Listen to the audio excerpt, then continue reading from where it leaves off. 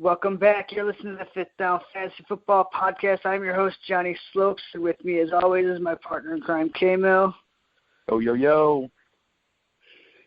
Yeah, so glad we wanted to wait to talk about the free agents. Looks like a lot has happened since our last show. Hopefully you enjoyed our last show. Please leave us a rate and review on iTunes at the Fifth Down Fantasy Football. And K-Mill will lick your big toe. I don't know if I'll do that, but a sincere thank you I think will do for me. Oh, I thought you were like into feet. Nah, man, I'm not really, toes freak me out. We are part of the BS Podcast Network. You can find us at www.bspodcastnetwork.com. We also have T-shirts available on there, but if you pledge just $1 a month to us on Patreon, you have a chance to win a free T-shirt each month. We are also available on Spreaker and Stitcher for you non-iPhone users. If you are on the go, we got what you need. We also have an app on the Google Play. K-Mill, you said you wanted to talk about free agency. We probably decided for good reason to wait out the frenzy. This will be episode 2, show 58, free agency frenzy afterthoughts. We are going to talk about and try to interpret our initial free agency rush and try to, it'd be really interesting to get inside your brain a little bit. Yeah, it's going to be interesting to see what you think about some of these deals, too, because there's a lot of surprising ones, actually, and I'm really surprised at some people that actually got money, Before we jump into everything, I want to start with some of the non-free agency news that's out there. Brace yourself for this one. Percy Harvin's done for real this time. Yeah, I heard that, too, and this is surprising. I mean, he didn't even when he was like, I'm coming out of retirement, he didn't play. He wasn't able to break into the depth chart. Not surprising.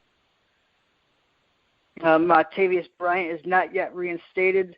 He applied for reinstation back in January 28th, and we should hear more about this late March. That's right before the draft, so it's going to be good news. We'll figure out whether or not he should be eligible to play all year next to Antonio Brown. That'd be very nice for Big Ben. I think that'll spike his numbers back up because they were kind of down last year. So you're definitely missing that aspect to his game because Eli Rogers is just some other dude, and Sammy Coates hardly has any hands left. So you know what though? I was reading an article the other day, and it was actually very insightful on the whole Martavis Bryant situation. And there's a growing concern around the league, there's a growing suspicion around the league that he's not going to either A, be reinstated, or B, he's lost his drive for football. And it sounds like Pittsburgh's not even really counting on him back. They just signed Justin Henry. I know you can laugh all you want, but it sounds like, they've got a speedy receiver. I know he's no Martavis Bryant, but at the same time, it sounds like Pittsburgh's kind of preparing a contingency plan for life without Martavis Bryant if he doesn't come back. It does kind of sound like they're talking in the past tense with him. Who knows, though? Maybe the NFL loosens up their policy on marijuana. Here at Fifth Down, we might be loosening our policy up a little bit. So maybe he could get his act together and someone can pick him up at a bargain if they don't want to pick him up next year. Yeah, who knows? I mean, it all remains. Number one, he's got to get reinstated first, so we'll see what happens with that.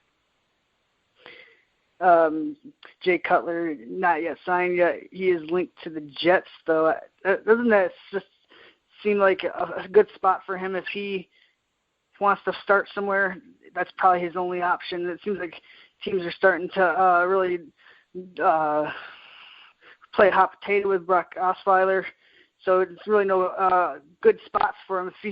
I think it'd be a good idea for him to take the first contract that's out to him.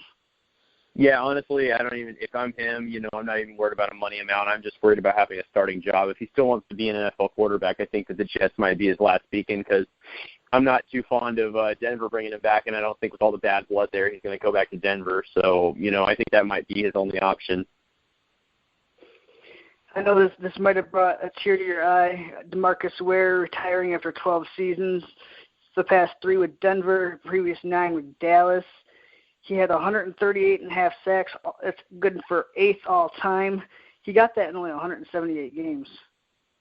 Yeah, I think he's a Hall of Fame candidate for sure. We'll be seeing him I've heard rumors that he might not be retiring for real, or maybe he might be unretiring, midway through the season, catch on with a contender to win a Super Bowl. I've heard all these stories, but either way, the time that he decides to stop playing 4 years from then, I think he'll be a first ballot Hall of Famer. Oh, for sure. Le'Veon Bell underwent surgery Monday to repair a core muscle injury. The normal recovery for this is about 6 weeks. But, yeah, it's got to be a little bit concerning, especially the core muscle. A lot of people that suffer those kind of injuries, they're just not the same afterwards. It takes them a little bit longer to actually get going. So that's definitely something you want to look through training camp to see how he's doing. So that's when he should be. Yes, he should be ready for training camp. So. Yeah, I think you should too. But the part I'm more concerned about is why'd they wait so long to have surgery? As soon as their season was over, if I was Le'Veon Bell and the Pittsburgh Steelers, I would have been like, I want to get into surgery now. I mean, my recovery time, I want to recover, and then they're like, oh, we don't know if he's going to have groin surgery, and now all of a sudden it's like, oh, he's having surgery. So it just seems like, they kind of waited a little too long, and now they're like, is he going to be ready for training camp? Maybe not, Do you remember that gruesome-looking injury that David Johnson had in Week 17 last year? Yeah, it scared the hell out of me. Yeah, apparently he's fully healthy. He has no issues. He's 100% ready to go. Yeah, so I'm surprised because when that happened, it was very gruesome. But it turned out after the game, it was only minor. He said he felt good. It was like an MCL sprain, I think it was announced, and I'm glad to hear that he's doing good. He should continue to be atop of the running back totem pole next year. Not so fantasy relevant, but Sidney Jones, defensive back from Washington, leaves pro day on a cart. He had a lower leg injury. He was seen as a first-round pick, and multiple reports say this is a significant lower body injury to his leg, probably a knee maybe, or maybe a broken leg. I didn't see the video or anything like that, but that's a first-round talent that went down on his pro day. Yeah, it might be, talking to other draft hopefuls, maybe, unless you really have to increase your draft stock, why risk it at a pro day, If your draft stock's already pretty high, you have a lot of teams interested in a first-round talent, why risk it? Why risk injury? It's the same thing. It's the same reason why Christian McCaffrey skipped his bowl game. He wanted to stay healthy. He wants to ride in on his high stock into the draft and get drafted high, get more money. And then you got running backs like Joe Mixon, who didn't get to go to the combine because they were in trouble, and then he absolutely kills his pro day. So it can work both ways. That's very true. Yeah, see, that's a great point. If they need to increase their stock, I think pro day is a great thing. But if you're already considered a first-round talent, don't risk it with the pro day, I don't think. RG3 to be released. Have we seen the last of him? Do you think he'll ever see the light of day? The only way I can see it is he's going to catch on as a backup somewhere. Maybe the Jets will give him a chance to start, but I think that the RG3 story has finally turned its last page. Kenneth Dixon got suspended for 4 games for violating the league's substance abuse policy. What do you think he did? Who did? Guess. Kenneth Dixon. Oh, Kenneth Dixon. I heard it wasn't it some kind of performance enhancer? Yeah, it was a PED.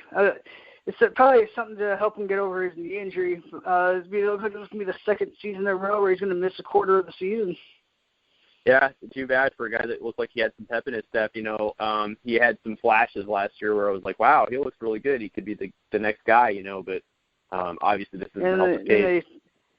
And then they tendered Terrence West, and then they signed Danny Woodhead. So who knows what his role is going to be going forward. So that sucks, but only for him. Are you ready to talk a little bit about some of these free agents? Yes, man, I am so ready.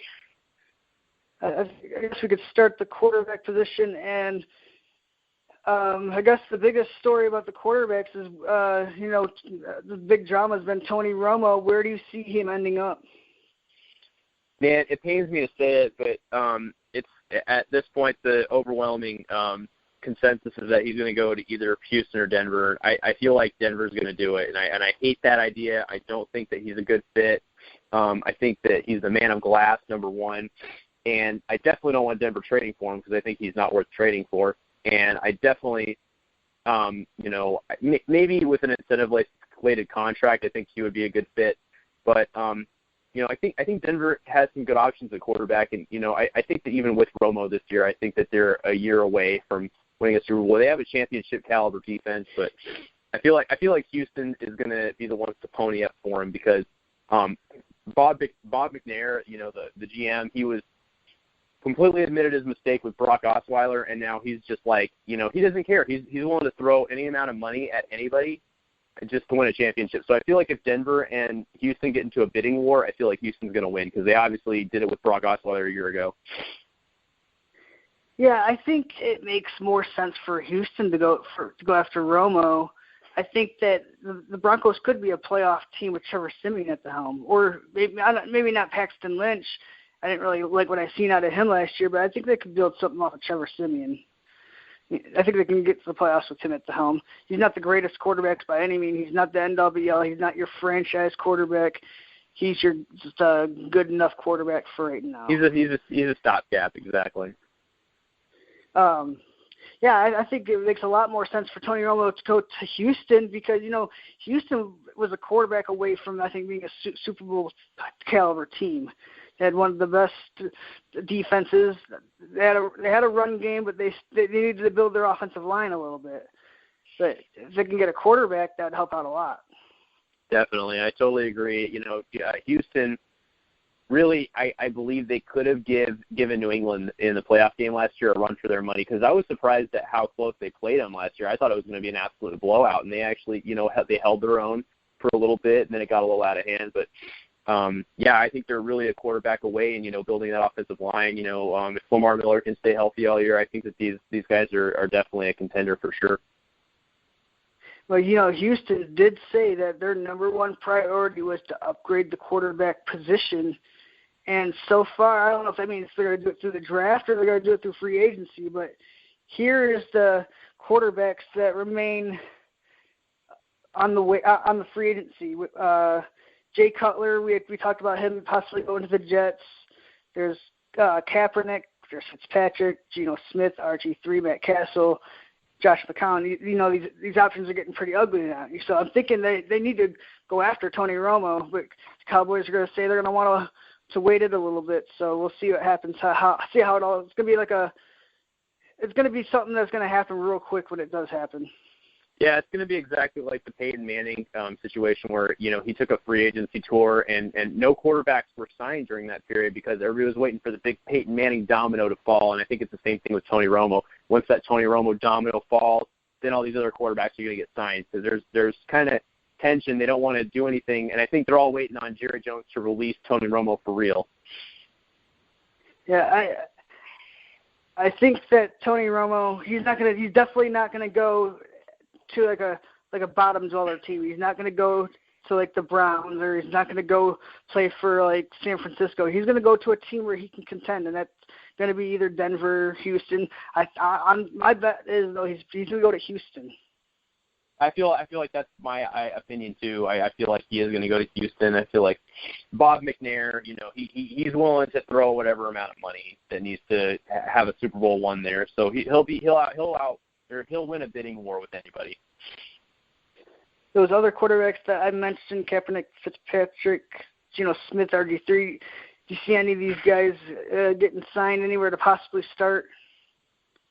I mean, there hasn't been much buzz about Kaepernick, like there was last year. There was some traction with, him maybe going to Denver, but didn't happen because he did the right thing and he took the guaranteed money in San Francisco and didn't take Denver's lowball offer. So it remains to be seen. I don't really think that definitely not Fitzpatrick. He's not going anywhere. Geno Smith, I've heard buzz that he might go to the Browns if the Browns can't find an option. I've also heard maybe Kirk Cousins going to the Browns and via trade, but like I said, there's so many dominoes to fall. I don't see that happening. I don't either. People are trying to say that the Browns are going to make a move for Kirk Cousins, but here's why I don't think the Browns are going to do that. You don't mortgage your draft picks on somebody else's future like that, because he's going to be on a 1-year contract. Now you have to extend him after you already traded for him. I know you have the cap space to do so, but I just don't see that happening.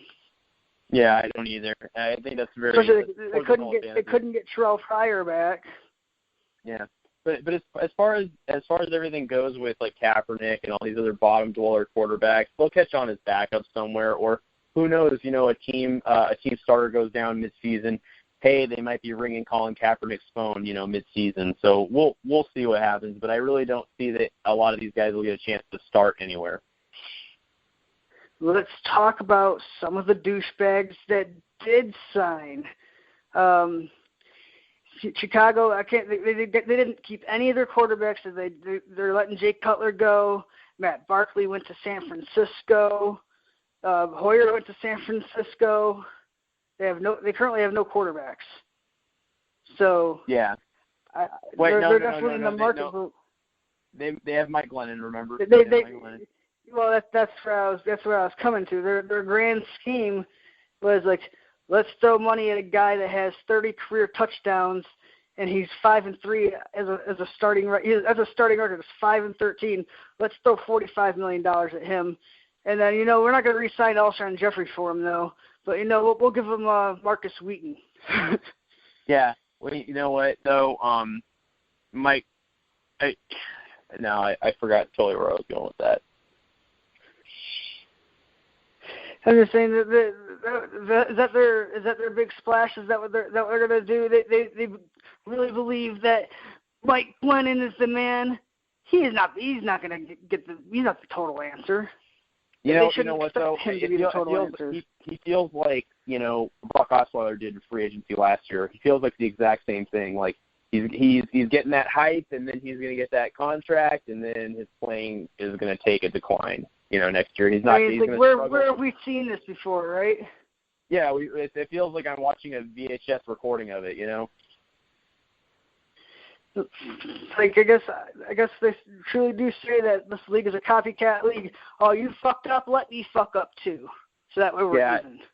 Yeah, exactly. Well, there's usually a saying, let's learn from each other's mistakes, but that usually doesn't happen. History ends up repeating itself. Yep. So I guess that was like the main quarterback signing. Like we said, Brian Hoyer went to San Francisco. Do you see him actually being the starter? It sounds like they got him for backup money, though. Yeah, I don't see it. I think that San Francisco, at worst case, they have their starting quarterback in Brian Hoyer because he's had stretches where he's good, until defenses catch up to him and then he starts to struggle. But so they have at very least a stopgap quarterback if they don't. I've heard this. They're Kirk Cousins to San Francisco rumors too, so we don't know, but. It sounds like as of right now, I would assume that he's the starter. Unless they sign another body and they maybe have a camp competition, I think that he's going to be the guy, barring anything unforeseen. Yeah, I think they will too. But they might do the smart thing, like Green Bay did with Aaron Rodgers, let him sit. Let a guy like Brian Hoyer, take a beating, be a stopgap quarterback, so they can be a mediocre team for a couple of years, and then they're hoping that this drafted quarterback can go in there and all of a sudden stun the world.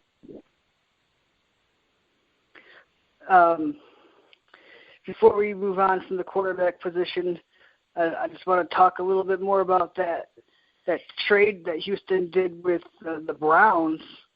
They traded Brock Osweiler. It's almost like it's like a hot potato with him at this point.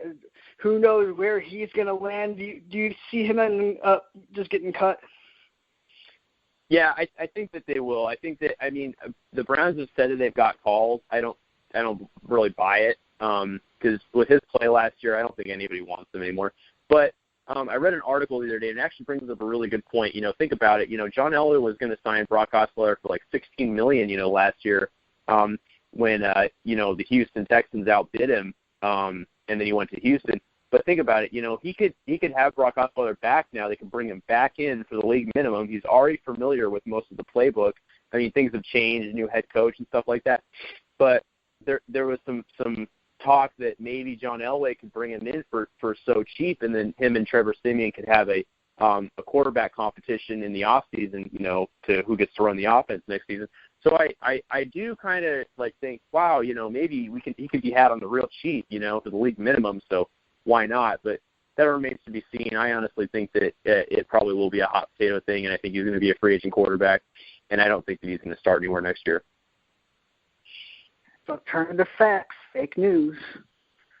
Let's go over to the running back position.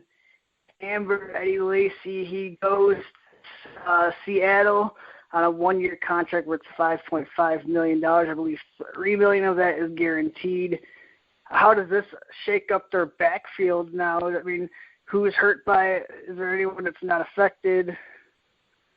I mean, who's not affected? I mean, okay, so Seattle's whole argument on we're going to improve our backfield, is okay. So we already have an injury-prone backfield, with Thomas Rawls and everybody and CJ Prosise, but now we're going to add another injury-prone back who's also fat into our backfield, and then this is going to solve our problems, right? I'm not buying it. I mean, at least they got him for a cheap contract, and it has a weight clause, supposedly. I don't think that he's going to end up getting that money, but it's just like, I don't understand Seattle's reasoning. Plus, I'm an Eddie Lacy hater. I'm sorry. Like, you guys should be trying to improve your line first, but I do think that Eddie Lacy is better than Thomas Rawls. But I would like to see there's two other places I would really like to see Eddie Lacy go, and that's somewhere that's nice and warm, where you sweat more, and keep his weight down a little bit, But I would also like to see him go to New England, but obviously that didn't happen. New England actually ended up signing Rex Burkhead, so we'll get to that in a little bit. But yeah, Eddie Lacy to Seattle. It's interesting to see how that will work out. I mean, they went from beast mode to obese mode. Yeah, that's a pretty good one. I like that. But yeah, I don't think this is a good move. I don't like it. I think that Seattle probably would have been better off, with probably any other running back. I don't know. Maybe not Adrian Peterson. I don't want him. I don't know. The running back free agents are really weak. It's really interesting. Is both AP visited Seattle, and so did Jamal Charles, and they took Eddie Lacy over both of them. Yeah, I know. And the thing is, they said that he weighed 267 pounds at his free agent visit, and I'm just like, oh my God, that's huge. That's like even bigger than the Packers had him listed under. It's a big human. That is a big guy. Jesus. That's why he's Eddie Cheeseburger Lacy. I know we already talked about. We already told everyone that Woodhead, he's now a Raven. How do you like Danny Woodhead as a Raven? I actually did not hear about that signing, but yeah, I think that I do like that.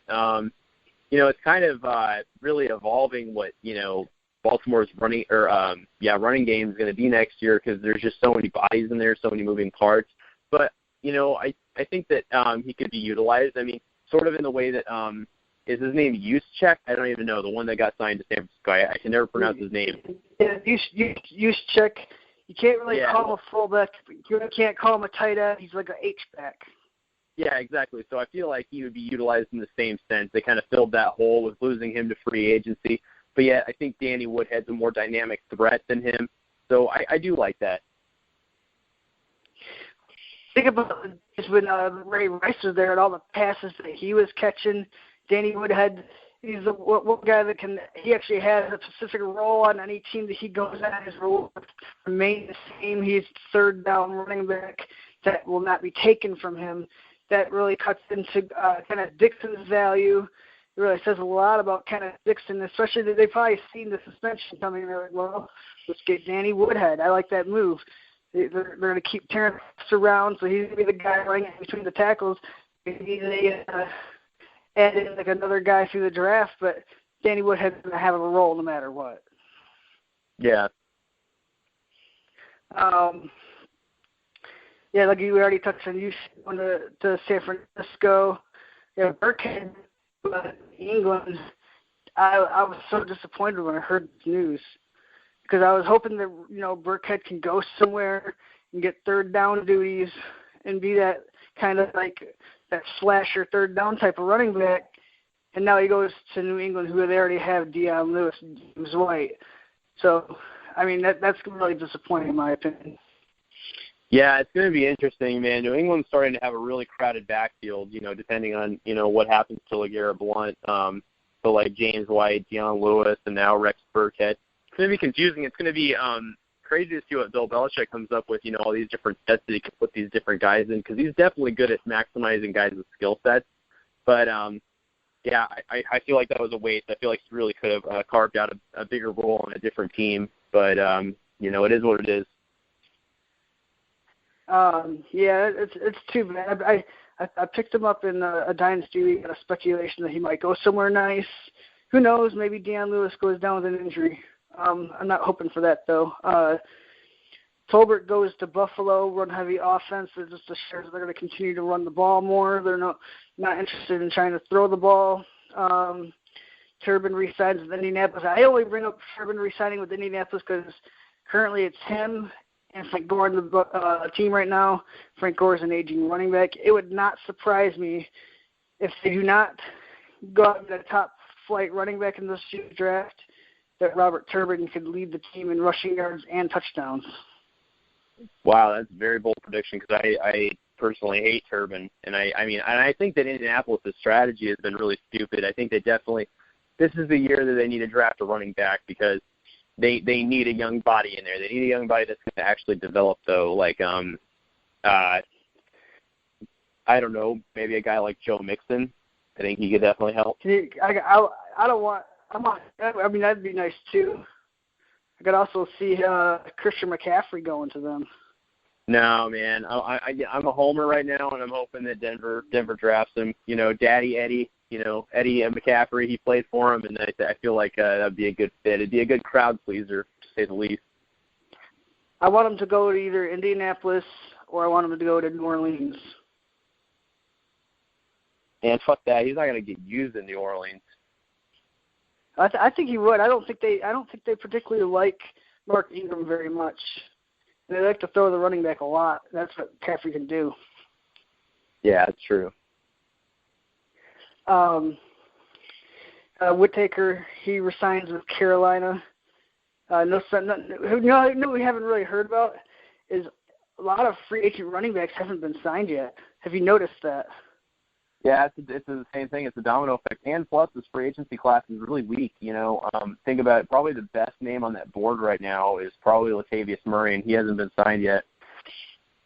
I mean, you got AP, you got Jamal Charles, Latavius Murray, there's LeGarrette Blount, there's Jonathan Stewart, Christine Michael, D'Angelo Williams, like all these aging running backs, and no one's in a rush to sign these guys. I mean, I think it's because the running back is so devalued in this league now, and there's this upcoming draft with all these supposed running backs, but, a lot of them didn't really impress during their combine. Are you at least concerned about that? Like, how do you see, going forward from, the last year's scoring trends, how do you think it's going to affect some of the players' values going into next year? I don't know. That's hard to say. I really don't. I really don't have any good opinion on that. Because, I feel like because, the top-end receivers kind of dipped down a little bit, that people might be a little bit down on receivers, but actually if you look at overall, there was more offensive touchdowns scored this year than the past 5 years, probably for the most of all time. I could be wrong though, but the thing is, a lot of those were rushing touchdowns. Rushing touchdowns had a peak. I think that the touchdowns for throwing were a lot down, or were further down. I think that you're going to see some positive regression, and these are going to even out a little bit more, and you're going to see more passing touchdowns. And then people are going to react to last year, and some of these wide receivers are going to fall in the draft. I mean, you already see it now. The top 3 picks are all running backs. And you'll see some of these values cut at the receiver. This might be the season to go 0 RB and start picking up all these receivers so you could take maybe 2 top-flight receivers, and then maybe if a running back comes to a value, you can scoop one up there. But then you're gobbling up all these wide receiver twos who are just in high abundance. If you look at the touchdown distribution. The touchdowns are at an all-time high, but yet number one receivers are at an all-time low, is because it's spread out across the league. There's so many wide receiver 2s and wide receiver 3s that they're just in a lot of abundance this year. Yeah, no doubt on that one. So, I mean, I just wanted to touch up on a little bit, see where you're at about this upcoming year. I know it's still early here in March, but that's just my early take on it. It sounds like you've been thinking a lot about it, because that's very insightful, and I actually didn't put a lot of thought into that, but that you make a very great point. And with that in mind, we can go to the wide receiver class. Obviously, the gem of this one was Alshon Jeffrey. He took a prove-it deal. He's going to Philadelphia on a 1-year, $14 million plan. I know we talked about this a little bit. How excited are you about him going to Philadelphia? I like it. I think that young quarterback in Carson Wentz, they have given him a legit weapon, that's not named Jordan Matthews or Nelson Aguilar. So I feel like this is going to be more of a prove-it year for him. They gave him the reins last year. He showed some flashes at the start. Now he's got a legit number one receiver. I think that he could take a big step forward here, not just for, Alshon Jeffrey, because this is going to improve his stock to see at worst case, the Philadelphia Eagles are going to be like, hey, see you later next year, He's at least improved his stock. He stayed healthy all year. He can put up some big numbers. He's going to get a big-ass contract next year, and it helps everybody. I think it's a win-win for everybody.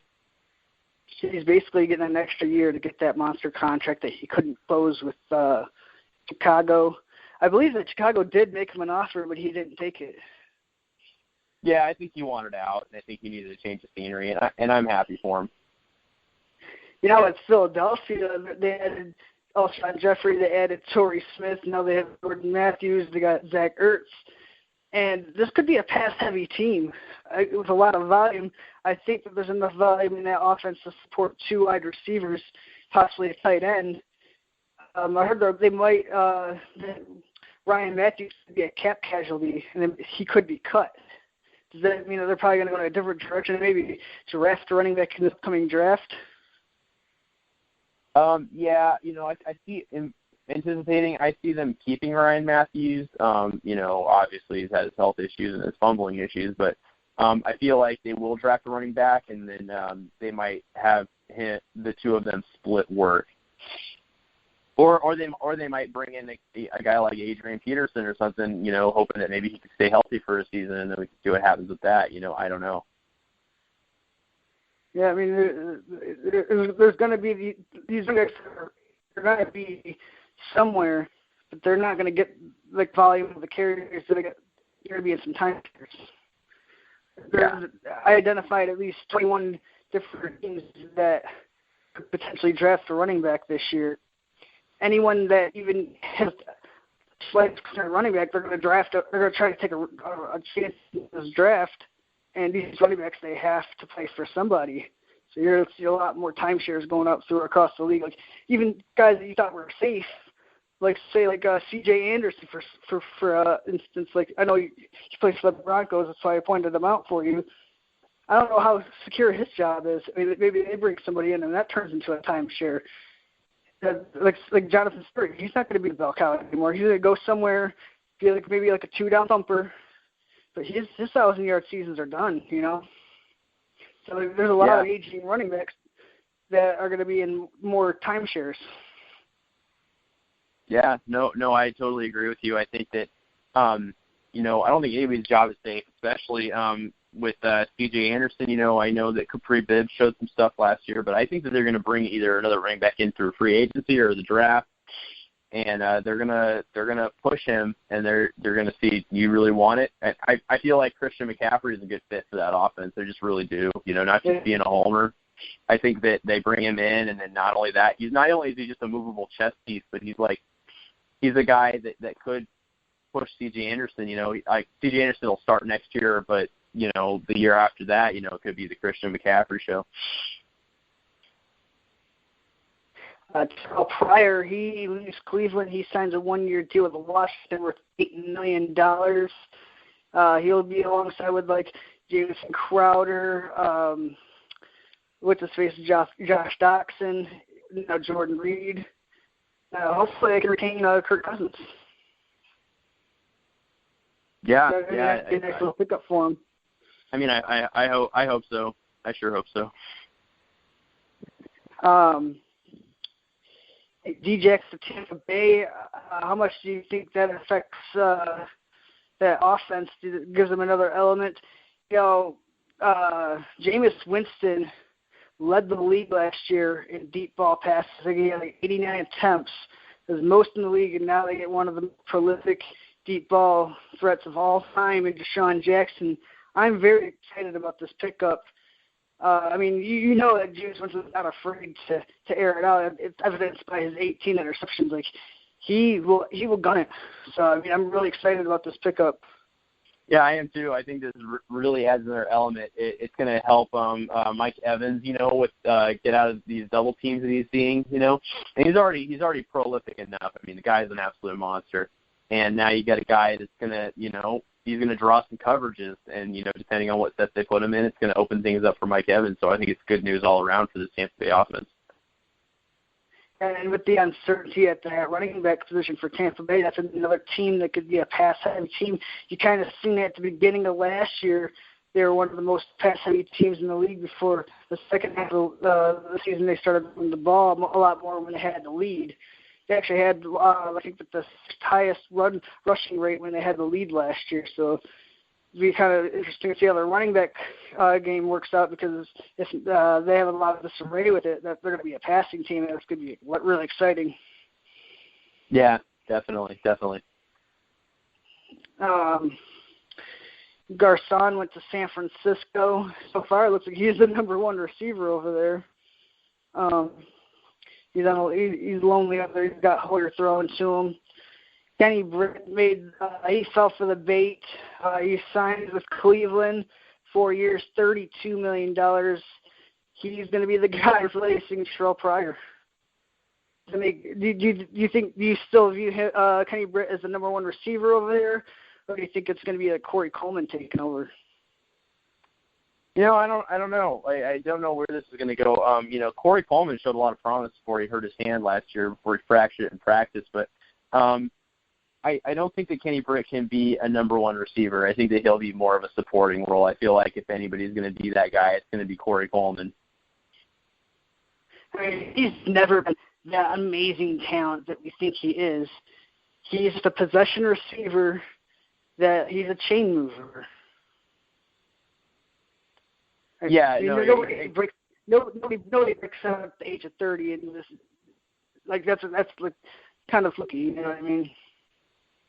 Yeah, exactly. You couldn't have said it better. I mean, nobody just breaks out at the age of 30. It was kind of a fluky thing. He had his first 1,000-yard season, and to be honest, like look at that Rams team. It's not like they had any better options. They had Tavon Austin, who's a gadget player who sucks. He can't fucking catch.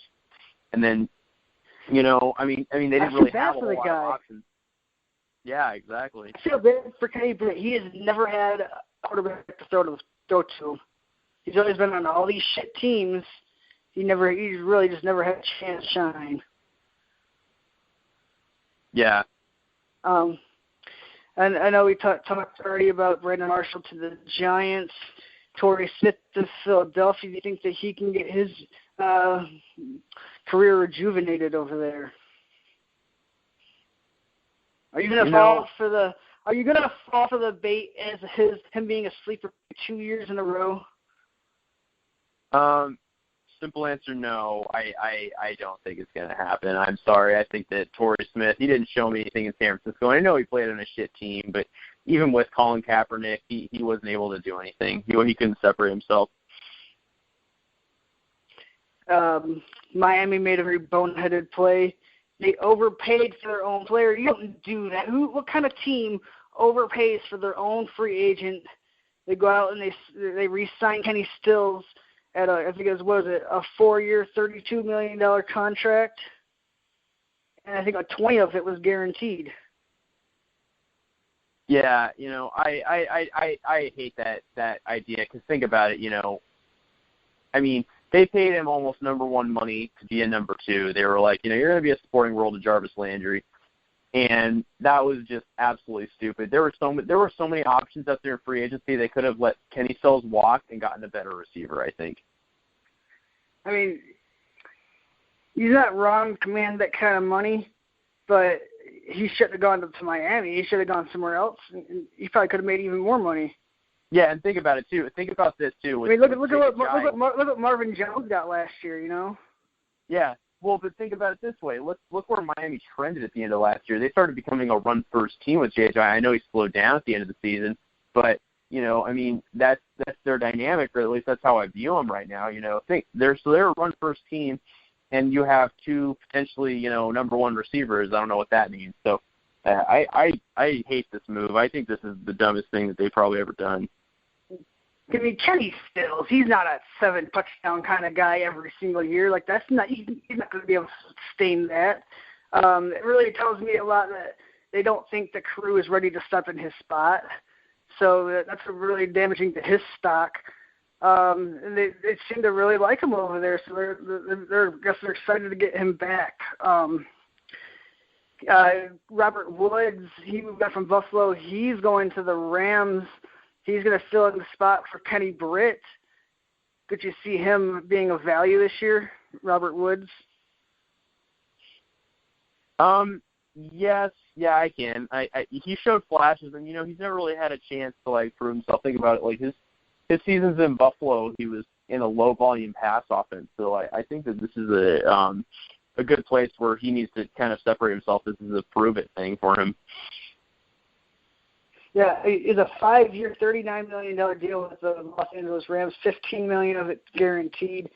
It sounds like he could be in line to be a number one early on in that offense. So I kind of like to see him be a late round value going into next year. Oh yeah, absolutely. Let's see some more signings. Cordell Patterson goes to Oakland. That's not a big deal. Kendall Wright goes to Chicago. Who knows what's going on with that receiving core over there in Chicago? Maybe that could be an interesting pickup for the Bears. And then they got Jordan Cameron. They got Kevin White, who's injury prone. Now they got Kendall Wright. They also signed. What's his face from Pittsburgh? Marcus Wheaton. Yeah. So who knows what's going on with that receiving core over there? LaFell resigns at Cincinnati. Ted Ginn goes to New Orleans. He's going to be their deep threat now. Yeah. Well, I mean, they're not going to use him in a Brandon Cooks type of role. Like, they'd be foolish to do that. He's going to play more of that Robert Meacham, Deveray Henderson type role in that offense.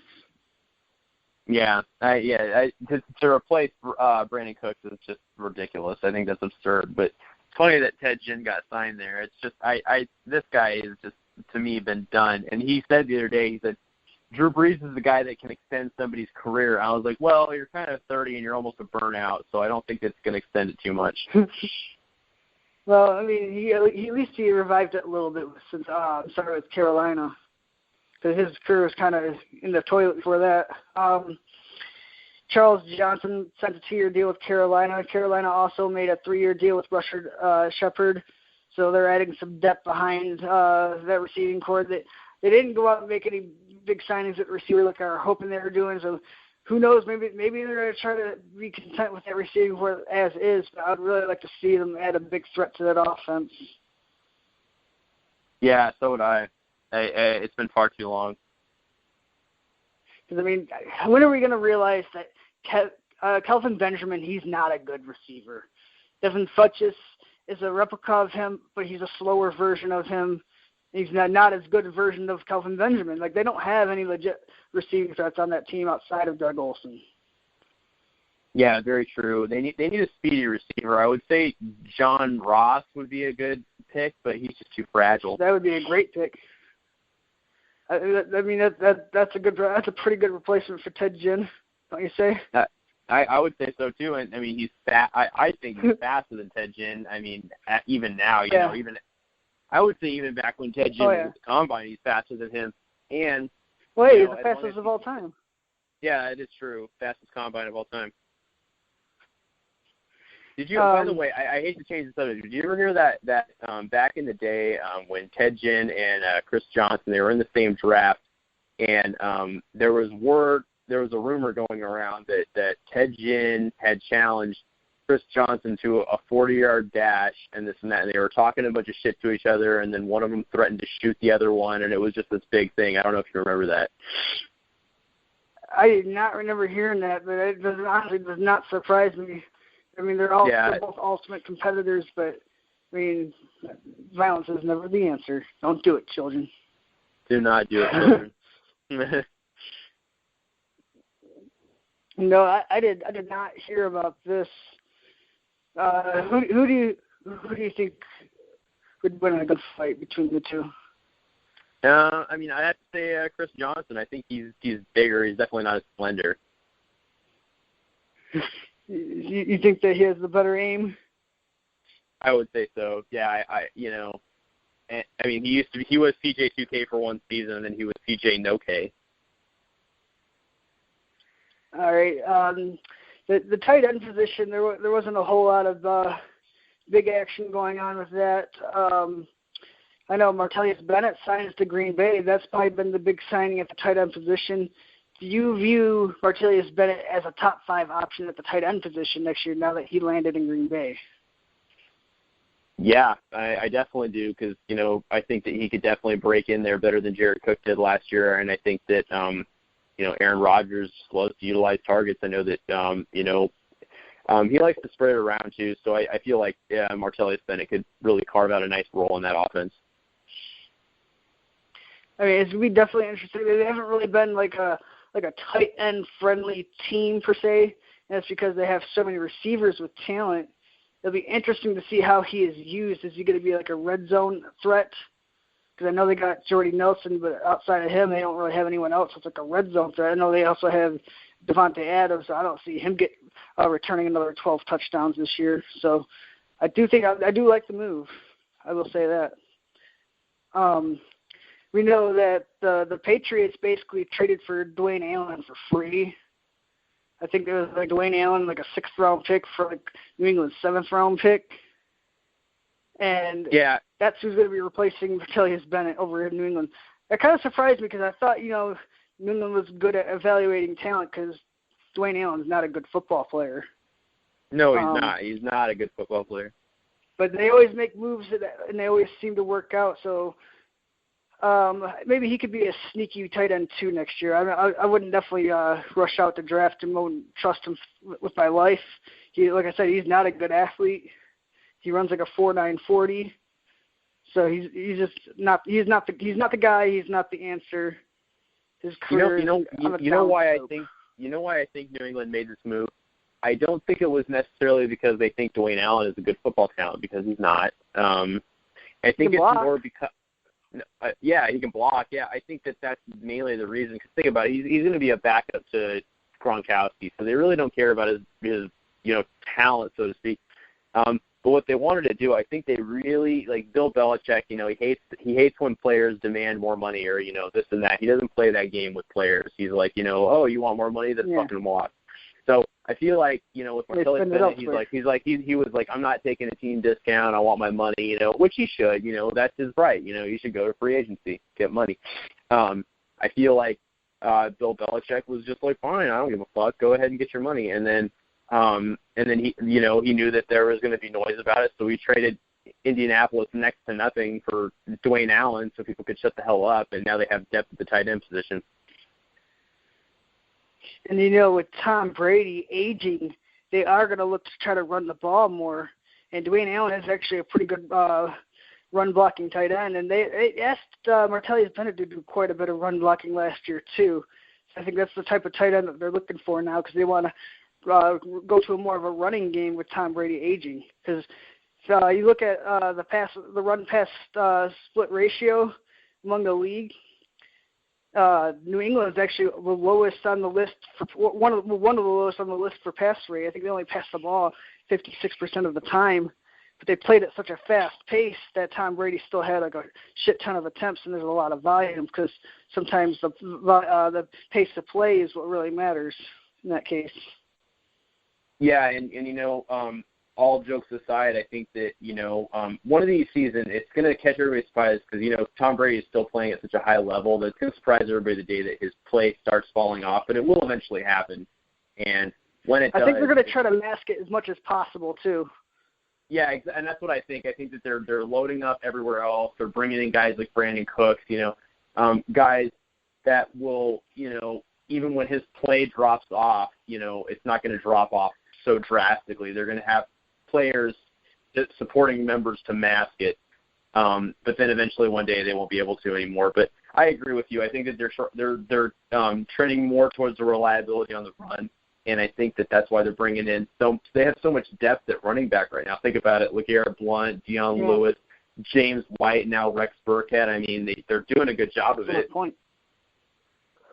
Excellent point. I think that because the way their offense is, Tom Brady is set to do a 3-step drop, pass the guy that's cutting across the middle, and then they get all the yards after the catch. And then they'll run the ball. That's their offense. That really is, and that's very great way to say it because it's really what it comes down to. Yep. So that was a pretty big trade that the Patriots made to get Brandon Cooks. I mean, they only wasted a first-round pick.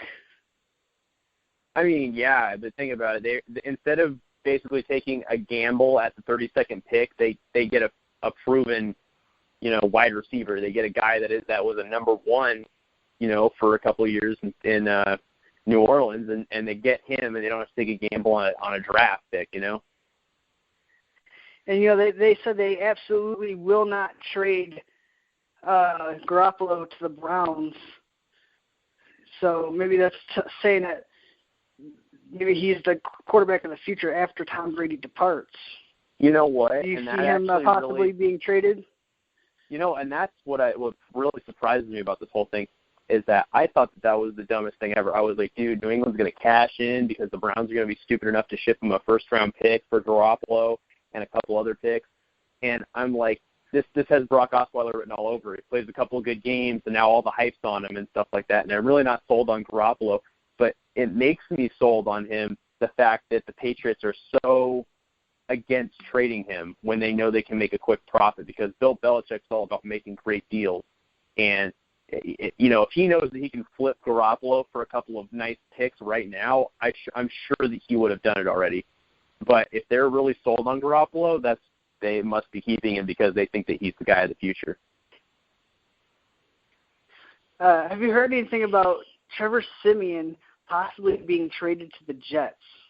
I have heard those rumors, but that's only on a contingency that Denver adds another quarterback, which I think that they would be smart to do. So let's just hypothetically say they land Tony Romo, and they don't end up trading for him, and then they trade Trevor Siemian because they already have Paxton Lynch to the Jets for, I don't know, I think it was floated like a second or a third-round pick or something like that. I don't remember what the exact price was, but they throw Denver a pick. I mean, it's a win-win.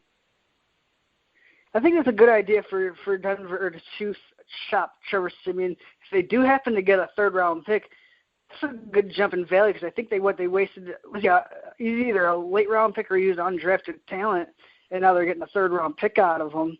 And they can go ahead and take that third-round pick and maybe like a second-round pick. Maybe what they were able to trade for Jimmy Garoppolo for a second and a third, and then that ends up being the quarterback. I've been hearing that the price for Jimmy Garoppolo from the Patriots is extremely steep. I don't think that a second-round pick would cut it for him. I've heard that teams. I'm just saying that's all I'd be willing to give. I wouldn't want to waste a first. Yeah, and that's what I'm saying. And Cleveland supposedly floated New England a first-round pick. They've been like, hey, what do you think about the 11th overall pick for Garoppolo? And I'm like, what? You have to be high. No way. And so I'm anyways, I think that, shopping around Trevor Siemian, I mean, sell him high, like, who knows, maybe he might makes sense for Denver. Yeah, exactly, just flip him, sell him while he's high. A little bit more news. Jack Doyle re-signs with Indianapolis with the departure of Dwayne Allen. Does that make Jack Doyle the sleeper pick at tight end this year? I think it has to. I mean, maybe not the sleeper pick, but it has to make him a sleeper pick because, I really think that he showed a lot last year. He had some multi-touchdown games last year. I think that it's more than just smoke and mirrors. Indianapolis targets tight end towards the red zone. They also had a 20% target share in that offense. Now without Dwayne Allen sucking any targets away from Jack Doyle, that could be a nice thing. And you also got to think Moncrief had 9 touchdowns last year, but he didn't really have a whole lot of yards or receptions. You got to think maybe some of those touchdowns could spill over to Jack Doyle. Yeah, you definitely think about that, and we all know last year, even Dwayne Allen in some games, he was valuable as a tight end in fantasy strictly because he was hitting pay dirt, but that was it. He was just kind of a gamble. Jack Doyle, when it was like when it rains it pours, he was actually getting the yards it looked like too. I will say though, Jack Doyle, he is not a burner at tight end. He's not an exceptional talent. The long-term talent at tight end on that team is Eric Swoop. He's a basketball college athlete. That's where some of the best athletes are in the world. And I know it's a stereotype about tight ends, but that's what you kind of look for is those athletic guys. I'm not saying that next year is going to be Eric Swoop's year, but he is the tight end to own on Indianapolis long-term. Yeah, I mean, look at some of these basketball players that have come out before that have been real successful. I know Jimmy Graham's a prime example, Antonio Gates, Tony Gonzalez. Like, there's some pretty good names out there. You know what I mean? Yeah, exactly. It's not a trend for no reason. But yeah, you're right. Jack Doyle's not an exceptional talent. He's just a stopgap, really. In redraft, he's just in a good opportunity. Exactly. Vernon Davis re-signs with Washington. We know how successful he was when Jordan Reed was injured. It's a nice insurance policy. Other than that, there isn't any real big signings. A lot of backup tight ends shuffling around the league. But other than that, it's been pretty quiet at the tight end position. I think that this year's draft has a lot of tight end talent. It's going to rejuvenate this dying breed of tight ends that we have in this league. And I think it's going to save them a little bit. It's going to take a couple years to see it, but it's going to be a beautiful thing once it all unfolds. I know we'll talk a little bit more about the NFL draft and some rookies on our next show. That's pretty much all we have on this show. Is there anything else that you want to add, K-Mill? Any news that we might have missed? No, I think I'm good. Yeah. I think we're good, and I'll definitely see you next week. I'm going to Norfolk for the weekend to go see my buddy, and we're going to party. But after I've come down a little bit from that, then I'm ready to do my show, Yeah, you got to start brushing up on your rookies a little bit. It's going to be an excellent show. I know TJ's been asking to get on our show. Yeah, it's going to be one of those shows that I'm definitely going to need to brush up a little bit, and I think I'm going to learn a lot from you guys because you guys have a really nice knowledge of the incoming rookies. I have a decent knowledge of it, but you guys research it a lot, so I'm happy to learn a lot from you guys. Yes, we might have 2 guests. I'm gonna keep the other one a surprise though, but I think we might have 2 guests. It might be a little bit longer show. It'll probably be like an hour and a half, 2 hours. I apologize, but we have a lot to say about these rookies. We like to speculate on where they could go. That's why we are recording podcasts in March. Yes, sir. All right, so that'll pretty much do it for today's show. Thank you for listening, Fifth Downers. You can follow us on Twitter at the Fifth Down FS. You can also find our shows on iTunes. Please leave us a rate and review. That would be greatly appreciated. And K-Mill said he will not lick your big toe. I'm sorry I can't fulfill that promise, but sorry guys, I can't do it. We'll think of something else. Like what else are you into? you know, man, I'm just into a nice cold beer or something, you know. I'm not really into that kinky shit, you know. Maybe just a thank you or something like that, or appreciate little it. Candle wax. Candle wax, I'm very, yeah, I could do candle wax. Yeah, like Owen Daniels style. Exactly, yeah, we'll do it like that. But appreciate you guys listening to us. We should be on sometime around the same day next week. Look for us Wednesday, Thursday time frame, and we will have our rookie preview. Thank you and good night. All right. Take it easy.